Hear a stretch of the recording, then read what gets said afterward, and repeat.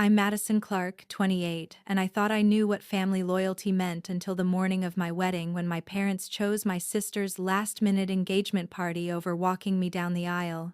Standing in my $7 million Malibu Estates bridal suite, holding their text message cancellation, I realized 15 years of being the responsible daughter, while they pampered my manipulative sister Emma, had led to this ultimate part of it: betrayal. What happened next would shatter our family forever and expose secrets that proved blood doesn't always mean loyalty. Before we dive into how one wedding day destroyed everything I thought I knew about my family, I'd love to know where you're watching from. Drop your location in the comments below, and if you're ready for a story about family betrayal, sweet revenge, and shocking revelations that'll make your jaw drop, smash that like button and hit subscribe, because this tale of sisterly rivalry and parental favoritism is about to get absolutely wild.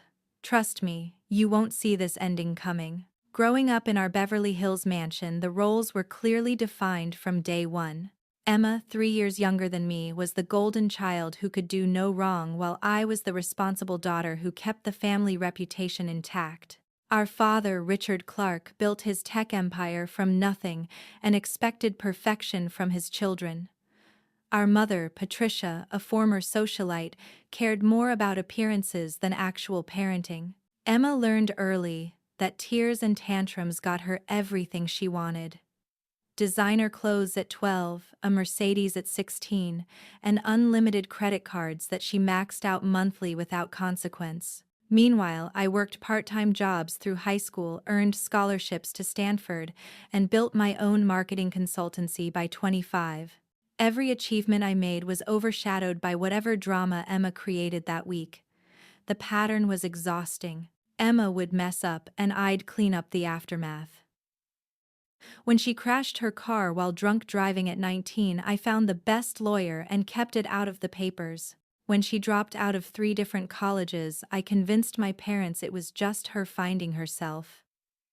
When she racked up $50,000 in gambling debts in Vegas, I quietly paid them off to protect the family name. My parents never thanked me for any of it. They just expected it. Madison will handle it became their default response to any Emma-related crisis. Meanwhile, Emma got sympathy, dinners, shopping sprees, and constant reassurance that she was just going through a phase. The breaking point should have been when Emma seduced my college boyfriend James during Christmas break senior year. I found them together in my childhood bedroom, in my bed, wearing my negligee. Emma's response: "He said you were boring anyway." My parents' response when I told them, "Madison, don't be so dramatic." Emma was just confused. That's when I moved to Malibu and bought my estate with the money from selling my first company. The $7 million property became my sanctuary, complete with ocean views, infinity pools, and most importantly, distance from my toxic family. I threw myself into building my second business, a digital marketing empire that quickly made me wealthier than my father ever was. For 3 years, I kept contact minimal. Holiday visits, birthday calls, the occasional family dinner when guilt consumed me. My parents acted like nothing had happened while Emma continued her pattern of chaos and enablement.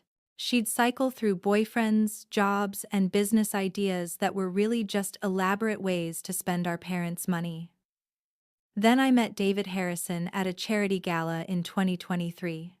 He was everything James wasn't: intelligent, ambitious, and genuinely kind. A successful real estate developer with his own fortune, David didn't need my money or status. He wanted me for me. Our relationship was healthy, mature, and built on mutual respect, everything I'd never experienced with my family. When David proposed on the beach behind my Malibu home last spring with the sunset painting the sky pink and gold, I knew I wanted a small, intimate wedding. Just close friends and family celebrating our love without the circus atmosphere Emma's presence inevitably created. We planned everything for October 15th. A sunset ceremony on my private beach reception in my garden, and a guest list of 30 people who actually cared about us. I told my parents about the engagement in May during one of our rare dinners. Their reaction was tepid at best. "That's nice, dear," my mother said, already scrolling through her phone. My father asked about David's business portfolio rather than expressing any happiness for my personal joy. Emma predictably made it about herself. "Finally, I was wondering when you'd settle down. Good thing too, because I'm thinking about getting engaged soon myself." The wedding planning process revealed everything wrong with our family dynamics. My parents questioned every decision from the small guest list to the casual beachside setting. They wanted a church wedding with 500 guests to showcase their social status. When I refused, they threatened to boycott entirely. "Madison, you're being selfish," my mother said during one particularly heated phone call. "This wedding reflects on all of us. What will people think about a beach ceremony? It looks like we couldn't afford a proper venue." "I own a $7 million estate," I reminded her. "I think I can afford whatever venue I want. This is what David and I want." The passive aggression intensified as October approached. They'd agree to attend, then make comments about how they'd have to suffer through my unconventional choices. Emma, meanwhile, had started dating Marcus Sullivan, a hedge fund manager she'd met at a club. Their relationship moved at lightning speed, from first date to moving in together in 6 weeks. 3 weeks before my wedding, during our final planning call, Emma announced she was probably getting engaged soon and would definitely need a big celebration when it happened. The way she said it, with that familiar manipulative edge, set off every alarm bell I'd learned to recognize over the years. "That's exciting," I said carefully. "David and I would love to celebrate with you after we get back from our honeymoon." "Oh, you know how these things go," Emma replied with false sweetness. "When Marcus proposes, we'll want to strike while the iron's hot. But don't worry, I'm sure we can work around your little beach party somehow." The condescension in little beach party stung, but I'd become expert at ignoring Emma's barbs. What I didn't realize was that she was already orchestrating the ultimate sabotage, one that would finally expose the depths of our parents' favoritism and Emma's cruelty. The countdown to my wedding had begun, but so had Emma's master plan to destroy it. October crept closer, and Emma's behavior became increasingly erratic. She'd call multiple times a day with urgent questions about wedding details that were none of her business. What time was the ceremony? Where exactly on the beach? How many photographers would be there? Who else was on the guest list? Each question felt like reconnaissance for some larger scheme I couldn't quite identify. 2 weeks before the wedding, Marcus came to dinner at my parents' house for the first time. I attended reluctantly, hoping to keep family peace before my big day. Marcus was handsome in a generic Wall Street way. Expensive, suit-perfect teeth, dead eyes that calculated everyone's net worth within minutes of meeting them. He spent the entire evening discussing his portfolio performance and dropping names of celebrity clients. Emma hung on his every word, playing the adoring girlfriend perfectly. But I caught moments when she thought no one was looking. Eye rolls at his more pompous statements, checking her phone when he talked about his ex-girlfriends, the slight wince when he grabbed her arm possessively. It reminded me of her behavior during other relationships right before she'd sabotaged them spectacularly. "Marcus is amazing," she gushed to me privately in the kitchen while he held court with our parents in the living room. "He's already talking about marriage. Can you believe it? 6 weeks and he's completely obsessed with me." Something in her tone struck me as off.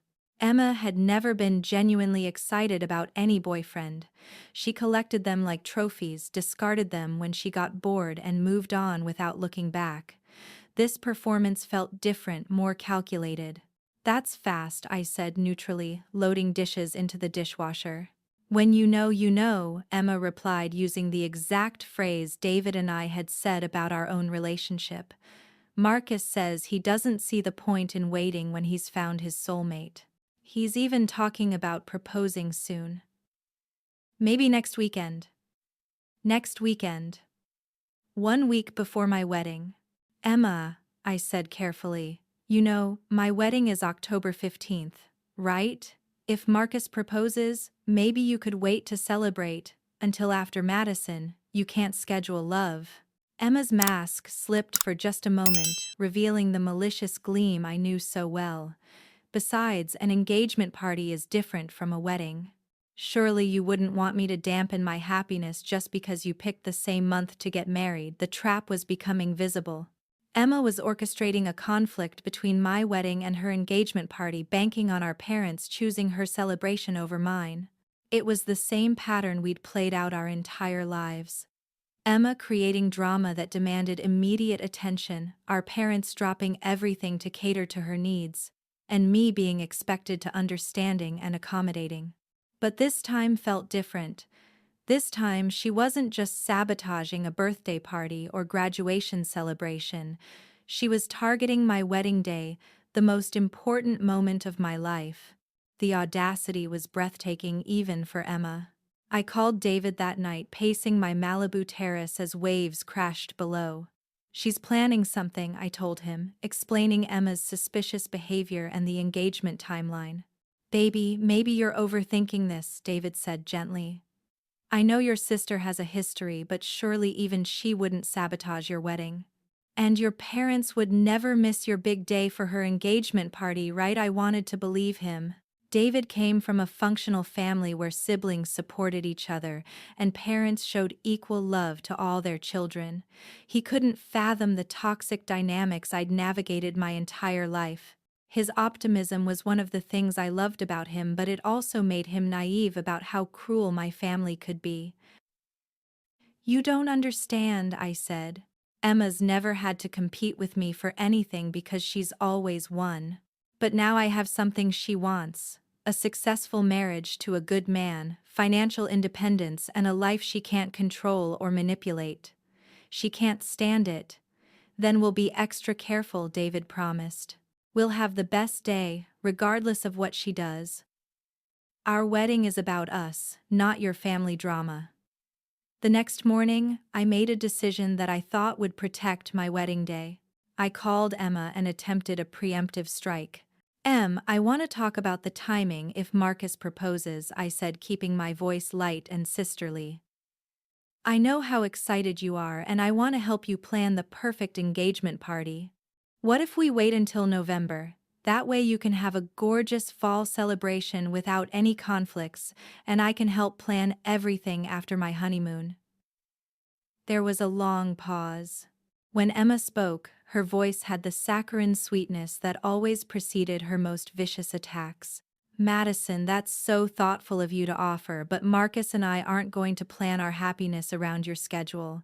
If he proposes next weekend, we're going to celebrate next weekend. I'm sure you understand. After all, you wouldn't want to be selfish about something as special as love, would you?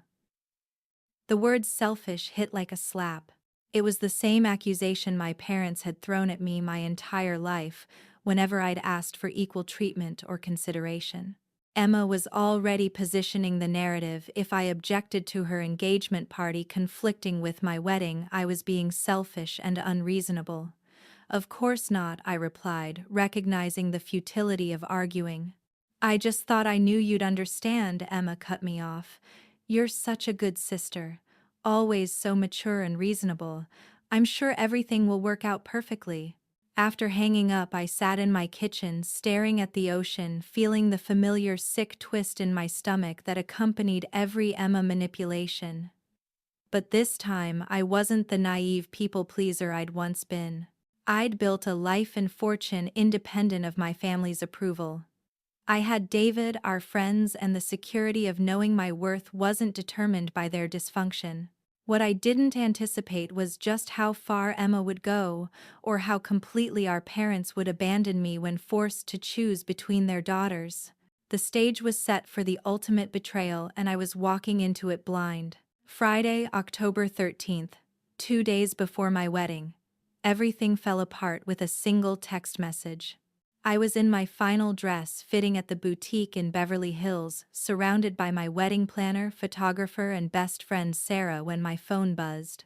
The designer was making last-minute adjustments to my custom Vera Wang gown, and I was glowing with anticipation for my perfect day. The weather forecast was ideal, all vendors were confirmed, and David was handling last-minute preparations with the calm efficiency I adored about him. The text was from Emma. Marcus proposed last night, emergency engagement party tomorrow night at the Beverly Hills Hotel. Mom and Dad are so excited, can't wait to celebrate with family, love you sis. My heart stopped. Tomorrow night, October 14th, the night before my wedding. Before I could process this fully, my phone rang. My mother's name flashed on the screen. Madison, honey, did you hear the wonderful news? Patricia's voice was more animated than I'd heard it in years. Marcus proposed to Emma last night with a 10-carat diamond. It's absolutely stunning. He's booked the grand ballroom at the Beverly Hills Hotel for tomorrow night. Can you believe how thoughtful he is? We're so thrilled, Mom, I said, slowly stepping away from the fitting area. Tomorrow night is the night before my wedding. I'm having my rehearsal dinner. Oh, darling, I know the timing isn't perfect, but you understand how these things work. Marcus flew his entire family in from New York for a surprise, and the hotel had a last-minute cancellation. It's fate. Emma is absolutely glowing. I haven't seen her this happy in years. The familiar excuse. Emma's happiness always took precedence over everything else. What about my rehearsal dinner? I asked, though I already knew the answer. Well, you're just having a small gathering at your house anyway. Surely David's family can handle that without us. This is Emma's engagement party. It's a once-in-a-lifetime celebration. The irony was staggering. My wedding was apparently not a once-in-a-lifetime celebration worthy of their attendance, but Emma's engagement party, her fourth engagement in 5 years, was unmissable. Mom, I'm getting married in less than 48 hours. This is my wedding weekend. Madison, don't be dramatic. We'll be at your wedding on Sunday. We just can't make the rehearsal dinner because Emma needs us for her party. You know how important family support is during these special moments. Family support. For Emma. Always for Emma. What time is her party? I asked, grasping for hope that maybe somehow they could attend both. 7 to midnight. Marcus spared no expense. Full sit-down dinner, live band, ice sculptures. It's going to be magical. Oh, and the photographer is the same one who did the Kardashian events. Emma specifically requested him. My rehearsal dinner was scheduled for 7 p.m. There was no way to attend both, and we all knew it. Emma had orchestrated the perfect trap, and our parents had walked right into it. I have to go, I said, ending the call before my mother could continue gushing about Emma's magical evening. Sarah, who had been watching my face throughout the conversation, immediately came to my side. What's wrong? Emma's engagement party is tomorrow night, I said numbly. Same time as my rehearsal dinner. My parents are choosing her party over my wedding weekend. The boutique fell silent. Even the designer, a sophisticated woman who dressed celebrities and socialites for decades, looked shocked. Surely they'll come to your rehearsal dinner instead, Sarah asked hopefully. I called my father. He answered on the first ring, which was unusual since he typically screened my calls during business hours. Madison, Patricia told me she spoke with you. Exciting news about Emma, isn't it? Marcus is quite the catch. Dad, Emma's party is the same night as my rehearsal dinner. Yes, unfortunate timing, but these things happen. Emma didn't plan for Marcus to propose when he did, and you know how these society events work. You have to book when venues are available. We'll make it up to you. Make it up to me. As if missing my rehearsal dinner was equivalent to missing a casual lunch. This is my wedding weekend, I said, my voice cracking. I'm your daughter too. Of course you are, sweetheart, and we'll be there Sunday for the ceremony. But Emma needs us tomorrow night. She's so nervous about meeting Marcus's family, and you know how social anxiety affects her. She needs our support. Emma had never had social anxiety in her life. She thrived on attention and could work a room of strangers like a seasoned politician. But our parents believed every manipulative word she'd ever spoken. "I need your support too," I whispered. "Madison, you're stronger than Emma. You always have been. You don't need us the way she does. You'll be fine." The truth I'd always known, but they'd never stated so plainly. I was the strong one, the independent one, the daughter who didn't need parenting. Emma was fragile, delicate, requiring constant care and attention. Their favoritism wasn't even hidden anymore. "What if I asked you to choose?" I said quietly. "What if I said I needed you at my rehearsal dinner more than Emma needs you at her party?" The pause stretched so long I thought the call had dropped. "Madison," my father said finally, "don't put us in that position. You're being unfair." Unfair. I was being unfair for wanting my parents at my wedding weekend. I hung up and immediately called David, my hands shaking as I scrolled through my contacts. "They're not coming," I told him when he answered. "They're choosing Emma's engagement party over my rehearsal dinner." "What, baby, that's impossible. Did you explain that it's the night before our wedding? They know." "They don't care. Emma engineered this perfectly and they fell for it completely." David was quiet for a long moment. "Then screw them," he said, finally, his voice hard with anger. "We don't need them to have a perfect wedding. We have each other, we have our real friends, and we have the most beautiful venue in California. Their loss." But even David's support couldn't stop the crushing weight of this ultimate rejection. For 28 years I'd competed with Emma for our parents' attention and love. I'd excused their favoritism, rationalized their choices, and convinced myself that deep down they loved us equally. This was my answer. When forced to choose between their daughters on one of the most important weekends of my life, they chose Emma without hesitation. They chose her manufactured emergency over my genuine milestone. They chose her manipulation over my happiness. Standing in that boutique, surrounded by the trappings of my dream wedding, I felt something inside me break permanently. But alongside the heartbreak came something unexpected: clarity. For the first time in my life, I could see my family clearly without the rose-colored glasses of hope and denial. And with that clarity came a cold, calculating anger that would soon reshape everything they thought they knew about the daughter they'd taken for granted. Saturday morning, October 14th, brought perfect Southern California weather and a text message that would haunt me forever. I woke up in my master suite to golden sunlight streaming through floor-to-ceiling windows overlooking the Pacific Ocean that would serve as the backdrop for my ceremony. For a brief, peaceful moment, I forgot about yesterday's devastation and focused on the fact that in 30 hours I'd be married to the love of my life. Then I checked my phone. The text from my mother, sent at 6:47 a.m., was brief and brutal. "Madison, I know you're upset about last night, but something's come up with Emma's party. Marcus's parents are flying back to New York tomorrow morning, so we need to do the family photos and formal celebrations tonight. We won't be able to make your wedding ceremony tomorrow. We'll send a lovely gift and celebrate with you when you get back from your honeymoon. Love, Mom. P.S. Emma feels terrible about the timing." I read it 3 times before the words sank in. They weren't just missing my rehearsal dinner. They were skipping my actual wedding ceremony for Emma's engagement party.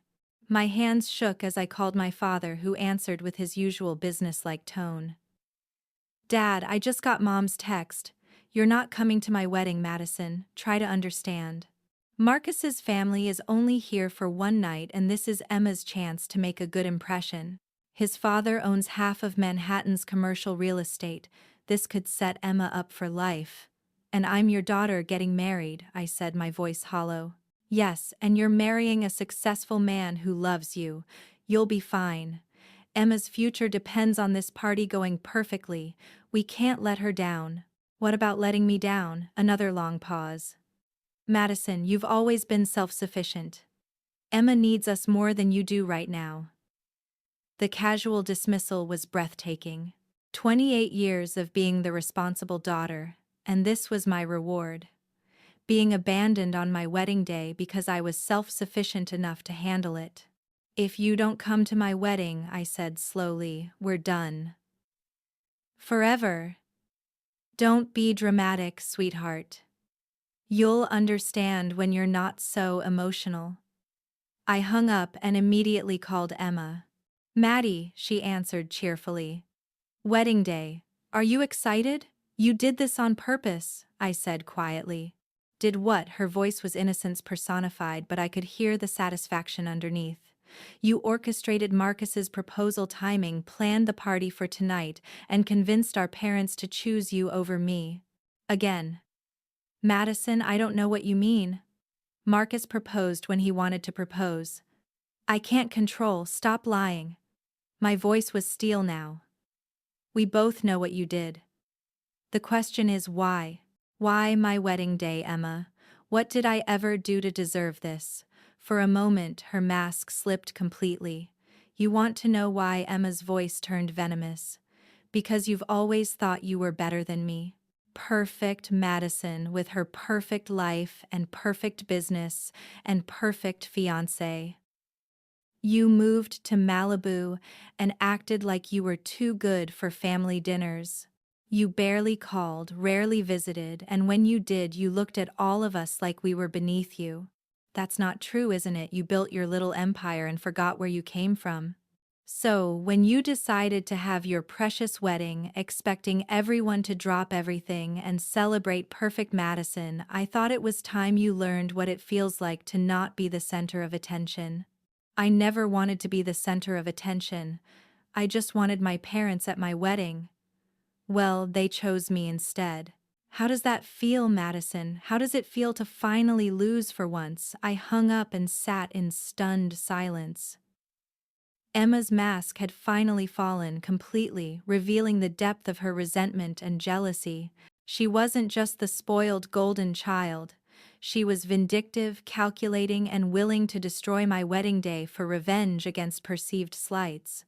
The betrayal was complete.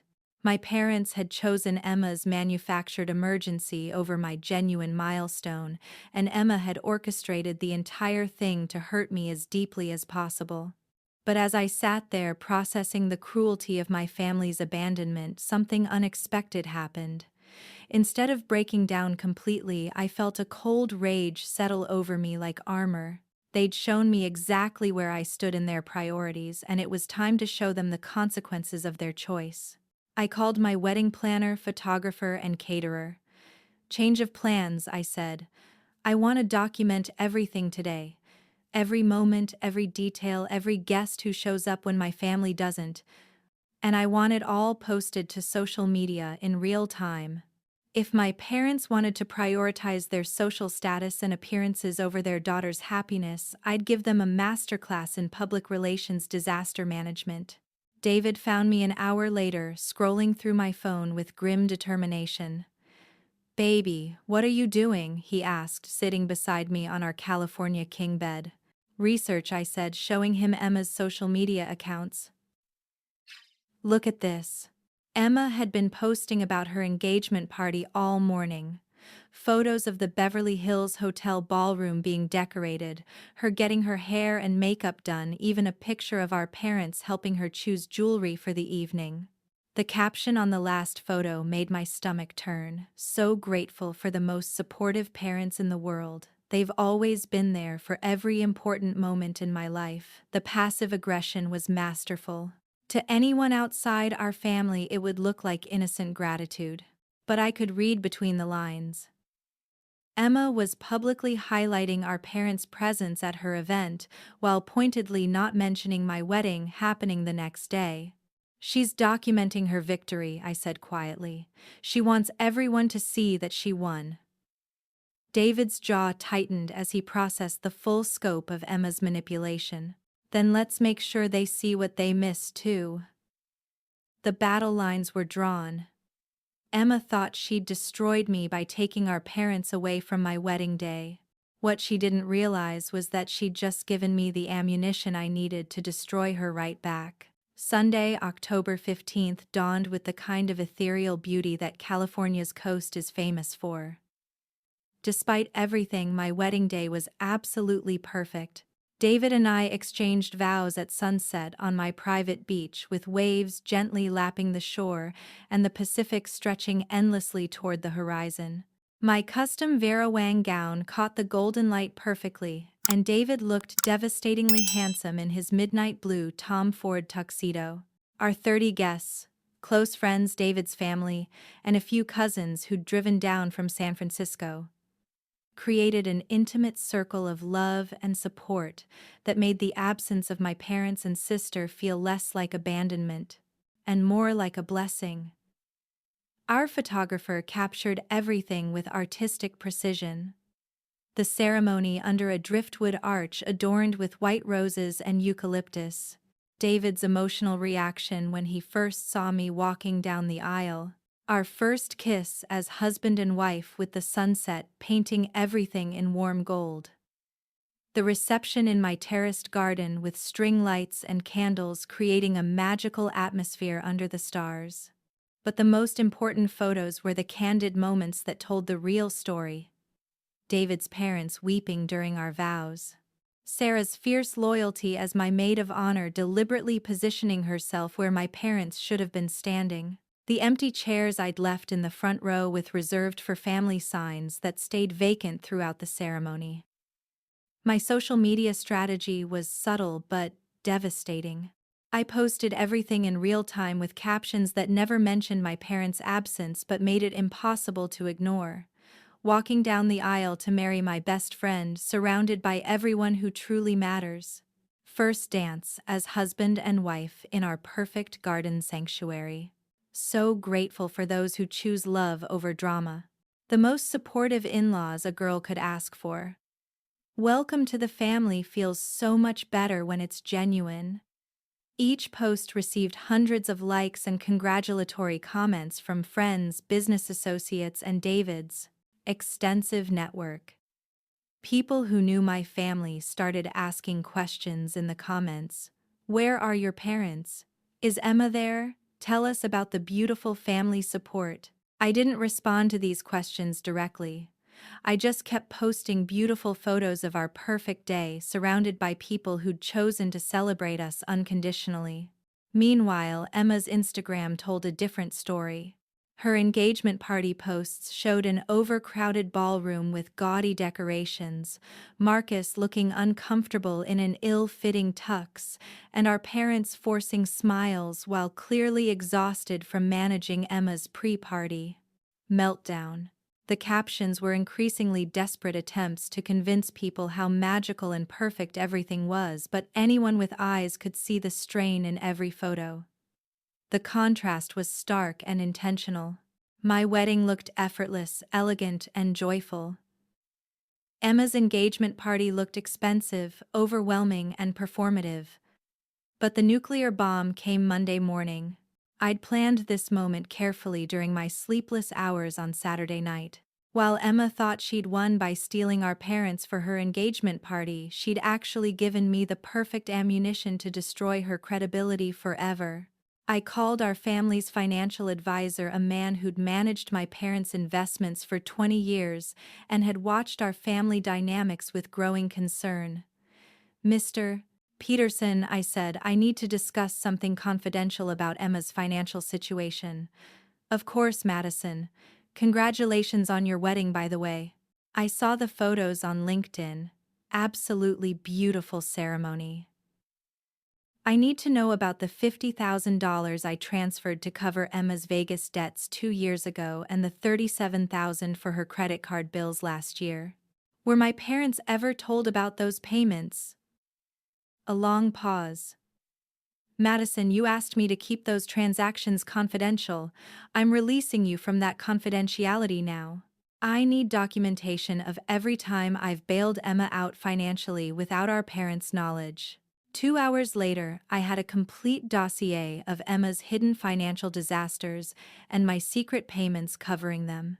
The gambling debts, shopping sprees, defaulted loans, and failed business ventures I'd quietly resolved to protect the family name.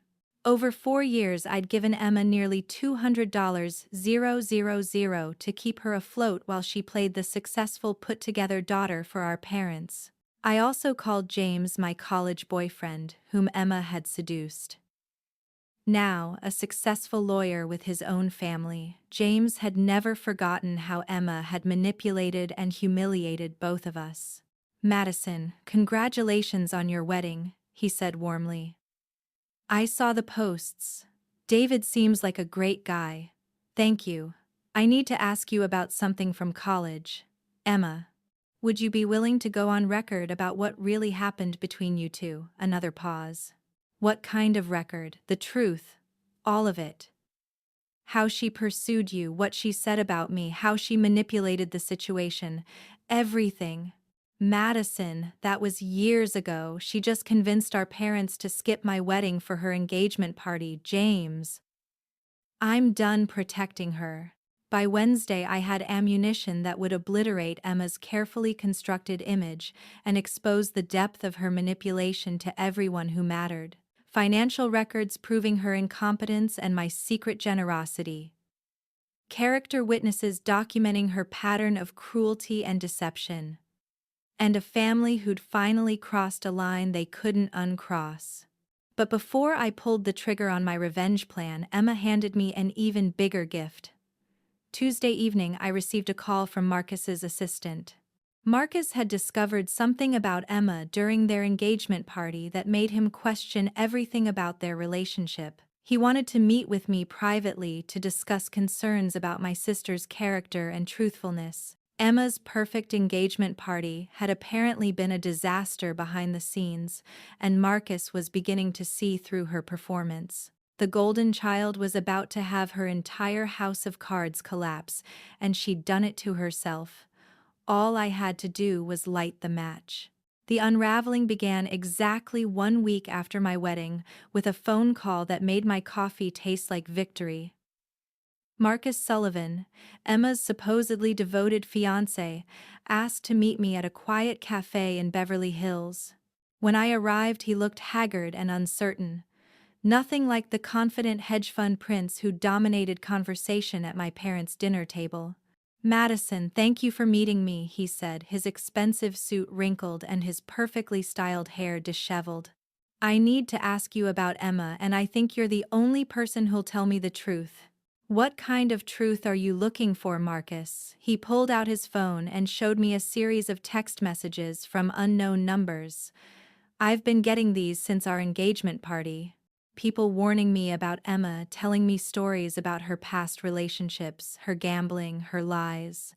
At first I thought it was jealous exes trying to sabotage her happiness. But then, he scrolled to a particularly damning message that included photos of Emma in Vegas, clearly drunk and throwing chips at a blackjack table while someone else's wedding reception continued in the background.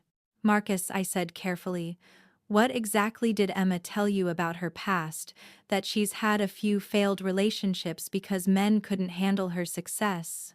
That she's financially independent from her marketing consulting work? That she's never had any serious problems with debt or gambling?" He looked up from his phone with devastated eyes. "She's been lying about everything, hasn't she?"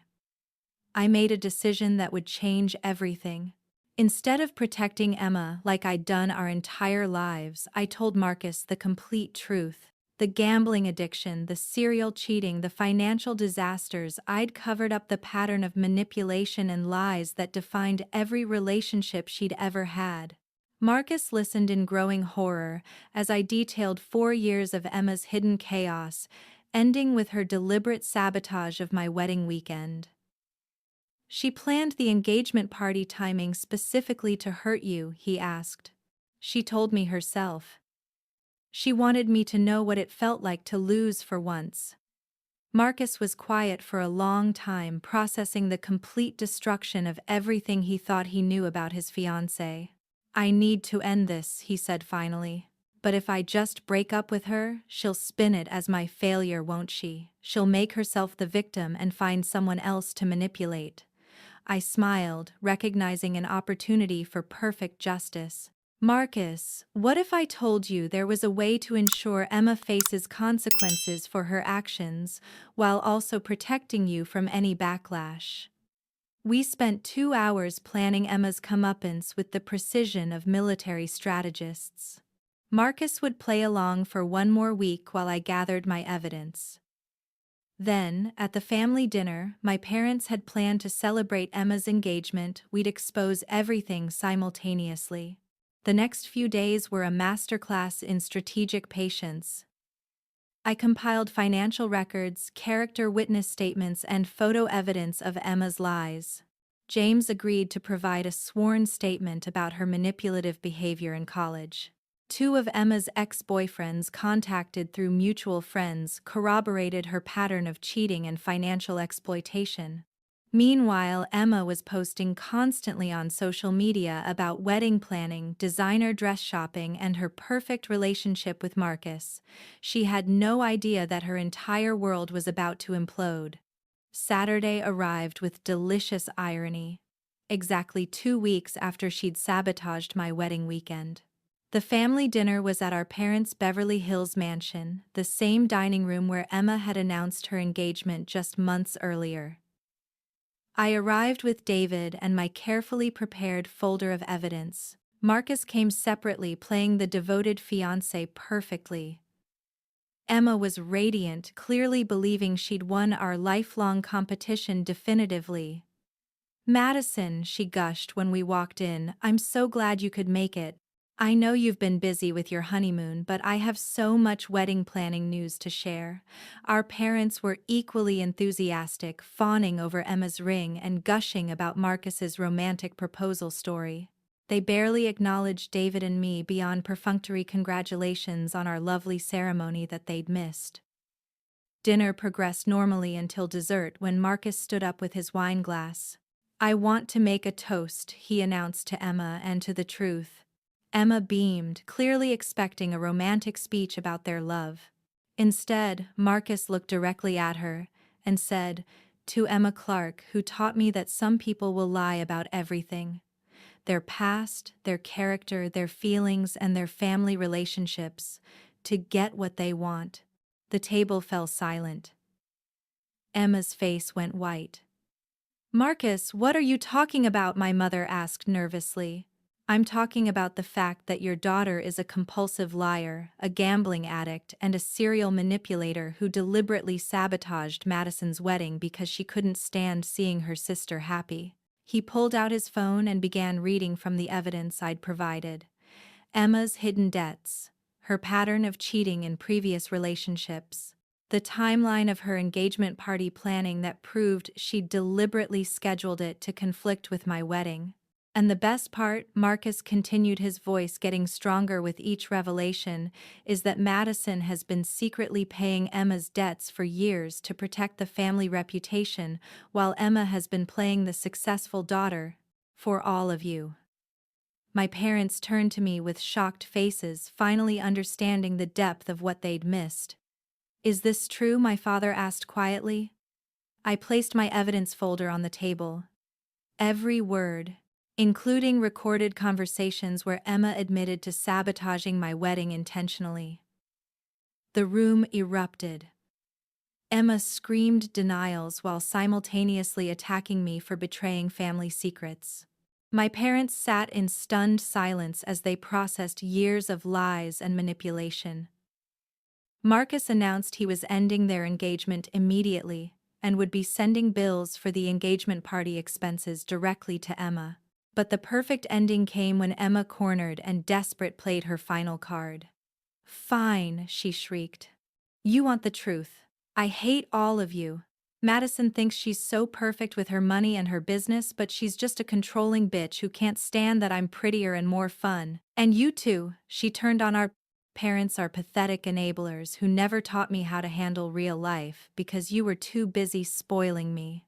In that moment, Emma destroyed every relationship she had left, exposed her true character completely, and handed me the most satisfying victory of my life. As I drove home to my Malibu estate that night, with David watching the sunset paint the Pacific in shades of gold and pink, I couldn't help but smile. Emma had taught me a valuable lesson about family loyalty, and I'd returned the favor by teaching her about consequences. Sometimes karma needs a little help, and sometimes justice tastes sweetest when served by the sister who was underestimated for far too long. My question for you: have you ever had to choose between enabling a toxic family member or protecting your own happiness? Looking back on this whole experience, I learned that blood doesn't always mean loyalty, and sometimes the family has. That matters most is the one you choose for yourself. David and I are stronger than ever, living our best life in Malibu, while Emma, well, let's just say she's learned some hard lessons about consequences. If this story resonated with you, or if you've ever dealt with family favoritism and manipulation, I'd love to hear your thoughts in the comments below. Have you experienced similar dynamics? How did you handle toxic family relationships? Your stories and support mean everything to me. Don't forget to smash that like button if you enjoyed this tale of family karma coming full circle, and hit subscribe for more real-life stories about relationships, family drama, and standing up for yourself. Share this with anyone who's ever been the responsible sibling dealing with a golden child. They'll understand every word of this journey. Thank you for letting me share this chapter of my life with you. Remember, you teach people how to treat you, and sometimes that means walking away from those who don't value what you bring to their lives. Wishing you all the strength to prioritize your own happiness and the wisdom to recognize when love becomes manipulation. Until next time, keep choosing yourself.